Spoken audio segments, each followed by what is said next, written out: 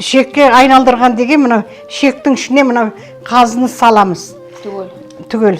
Шектің ішіне салады. Соны шекке айналдырды деген осы мінекей. Онда тығыз салуға болмайды. Шамалы өзінің несімен салу керек. Әйтпесе жарылып кетеді. Міне майын бәрін саламыз ішіне. Сүйектерінің бәрін мынандай қылып алып тастадық мінекей. Міне мынандай міне қабырғасы міне. Осындай қабырғалар. Кей жерде алмайды. Бұрын вообще алмайтын. Қазір енді алып тастап жатыр ғой, білмеймін, мен вообще бұрын алмайтын никогда. Қазір енді қазанға сыймайды, кастрюльге сыймайды, қалада тұрады. Сол алып тастайды нелерінің бәрін соңғы кезде. Бұрын алмайтын, түгел сүйегіменен қос қазы деген болады, қос қазы. Екі қабырғаны былай қылып. Районда тұрғанда қос қазы қылып істейтінбіз. Сол айтады, ой, ана үйдің несі қазысы керемет болды, қос қазы қылып істепті дейді. Сол жаңағындай 60-70 сантиметр. Жаңағындай болды.